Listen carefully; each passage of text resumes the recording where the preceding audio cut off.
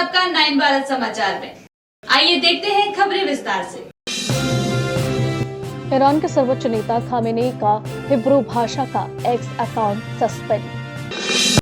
जम्मू कश्मीर के अखनूर में सेना के वाहन पर हमले के बाद 3 आतंकवादी ढेर।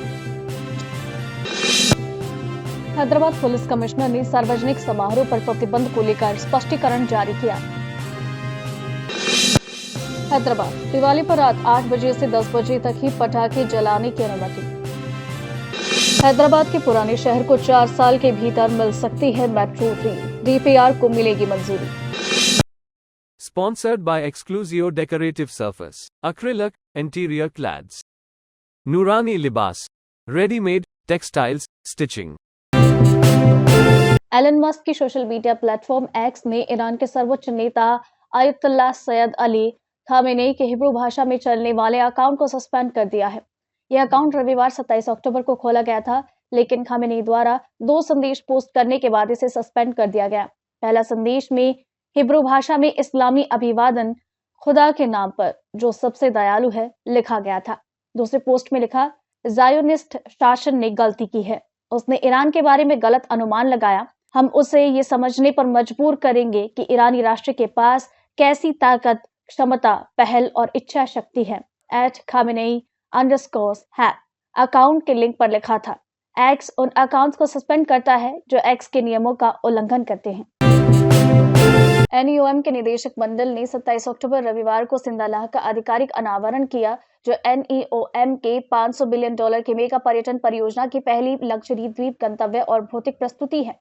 सिंदालाह की घोषणा पहली बार दिसंबर 2022 में सऊदी अरब के क्राउन प्रिंस और NEOM के निदेशक मंडल के अध्यक्ष मोहम्मद बिन सलमान द्वारा की गई।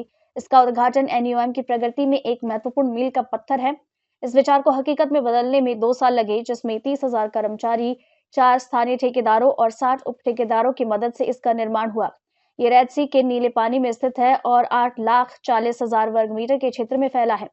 सिंदाला भूमध्य सागरीय गंतव्यों से 17 घंटे की दूरी पर है और यूरोपीय, सऊदी और GCC के नौका मालिकों के लिए रेड सी का प्रवेश द्वार बनेगा। प्रधानमंत्री नरेंद्र मोदी ने आज गुजरात के वडोदरा में C295 विमानों के निर्माण के लिए टाटा एयरक्राफ्ट कॉम्प्लेक्स का उद्घाटन स्पेन के प्रधानमंत्री पेड्रो सांचेज के साथ किया। C295 कार्यक्रम के तहत कुल 56 विमानों का निर्माण होना है, जिनमें से 16 विमान सीधे स्पेन की एयरबस कंपनी द्वारा दिए जाएंगे और बाकी 40 विमान वडोदरा की इस सुविधा में बनाए जाएंगे। ये भारत में निजी क्षेत्र की पहली सैन्य विमान असेंबली लाइन FAL है।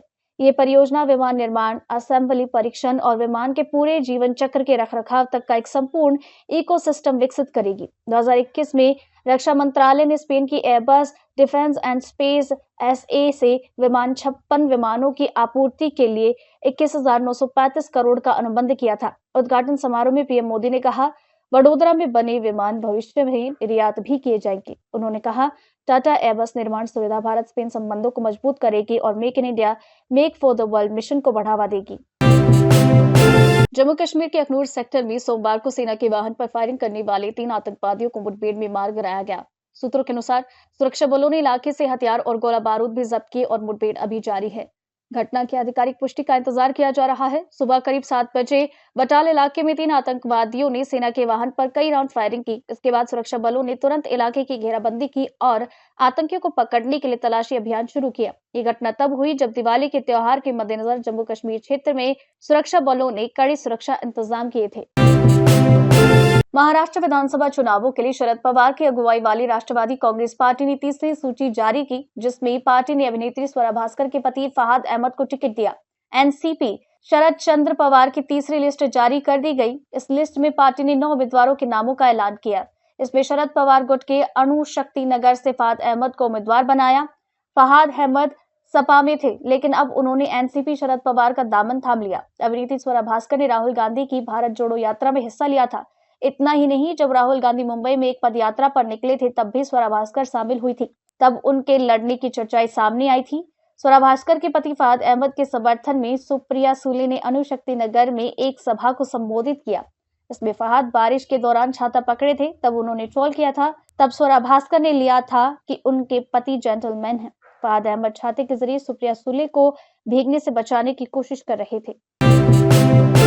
हैदराबाद शहर के पुलिस आयुक्त सीवी आनंद ने शहर भर में सार्वजनिक समारोह, विरोध प्रदर्शनों और प्रदर्शनों पर लगाए गए प्रतिबंधों के बारे में सोमवार को स्पष्टीकरण जारी किया। उन्होंने कहा, इस तरह के उपाय पूरे देश में पुलिस द्वारा परिस्थितिजन्य आवश्यकताओं के आधार पर नियमित रूप से लागू किए जाते हैं। ये आदेश भारतीय नागरिक सुरक्षा संहिता 2023, जिससे पहले दंड प्रक्रिया संहिता की धारा 144 के रूप में जाना जाता था, उनकी धारा 163 के तहत जारी किया गया। ये 5 या अधिक व्यक्तियों के एकत्र होने पर प्रतिबंध लगाता है तथा सभी सार्वजनिक सभाओं, जुलूसों, रैलियों और प्रदर्शनों को प्रभावी रूप से स्थगित कर देता है। इस आदेश में बैनर, तख्तियां, झंडे या किसी भी इलेक्ट्रॉनिक प्रतीक के उपयोग को भी सीमित कर दिया गया है, जो सार्वजनिक अव्यवस्था भड़काने का काम कर सकते हैं। यह आदेश 28 नवंबर शाम 6 बजे तक प्रभावी रहेगा। शहर की पुलिस ने दीपावली के दौरान तेज आवाज वाले पटाखों के उपयोग पर प्रतिबंध लगा दिया है। इस निर्देश के तहत सार्वजनिक स्थानों और सड़कों पर उच्च डेसिबल वाले पटाखे फोड़ने पर रोक लगाई गई है। पुलिस के अनुसार दीपावली की रात को नागरिक केवल रात 8 बजे से 10 बजे के बीच पटाखे जला सकते हैं। पुलिस ने सुप्रीम कोर्ट के निर्देशों के तहत अनुमेय डेसिबल स्तरों के पालन पर जोर देते हुए चेतावनी दी कि नियमों का उल्लंघन करने वालों के खिलाफ सख्त कार्रवाई की जाएगी। इसके अतिरिक्त नॉर्थ जोन डीसीपी एस रश्मि पेरुमल ने कहा, बिना लाइसेंस के पटाखे बेचने वाले स्टॉल मालिकों को व्यापार करने की अनुमति नहीं दी जाएगी। 26 अक्टूबर तक तेलंगाना अग्निशमन विभाग को पटाखे बेचने के लिए लगभग 7,000 लाइसेंस आवेदनों की प्राप्ति हुई, जिसमें से 6,953 आवेदन इस वर्ष सबमिट किए गए। इनमें से 6,104 लाइसेंस को मंजूरी दी। तुलनात्मक रूप से 2023 में 6,610 लाइसेंस आवेदनों की प्राप्ति हुई है थी और ऐसा अधिकारियों ने बताया है। हैदराबाद मेट्रो का दूसरा चरण 5 गलियारों में 76.4 किलोमीटर की कुल दूरी तय करेगा, जिसमें MGBS से चंद्रयान गुट्टा मार्ग भी शामिल है, जो मेट्रो रेल को हैदराबाद के पुराने शहर तक ले जाएगा। TPR को कैबिनेट की मंजूरी मिलने के बाद अब परियोजना आगे बढ़ सकेगी और अधिकारी अंतिम मंजूरी के लिए रिपोर्ट केंद्र सरकार को सौंपने की तैयारी कर रहे हैं। हैदराबाद, जो कभी दिल्ली के बाद भारत में दूसरा सबसे बड़ा मेट्रो नेटवर्क था, अब 9वें स्थान पर है, क्योंकि मुंबई, बेंगलुरु और चेन्नई जैसे अन्य शहरों ने तेजी से अपने नेटवर्क का विस्तार किया। राज्य सरकार अब हैदराबाद की मेट्रो स्थिति को पुनर्जीवित करने पर ध्यान केंद्रित कर रही है। मुख्यमंत्री ए रेवंत रेड्डी शहर के मेट्रो नेटवर्क का विस्तार करने की पहल का नेतृत्व कर रहे हैं, ताकि ये सुनिश्चित किया जा सके कि हैदराबाद सार्वजनिक परिवहन के लिए एक शीर्ष शहर बना रहे। हैदराबाद के बंजारा हिल्स क्षेत्र में एक दुखद घटना घटी, जहां एक महिला की मौत हो गई और 20 से ज्यादा लोग बीमार पड़ गए। ये घटना सिंगाडी कुंटा इलाके में हुई, जहां एक सप्ताहांत बाजार में एक विक्रेता मोमोज बेच रहा था। रिपोर्ट्स के अनुसार महिला ने मोमोज खाने के बाद तबियत खराब होने की शिकायत की और तुरंत चिकित्सा सहायता के बावजूद उसकी मौत हो गई। मोमोज खाने वाले 20 से अधिक लोगों ने भी फूड पॉइजनिंग के लक्षण दिखाए हैं, जिनमें पेट दर्द और उल्टी शामिल थे। उन्हें नजदीकी अस्पताल में भर्ती किया गया, जहां उनकी स्थिति पर अभी नजर रखी जा रही है।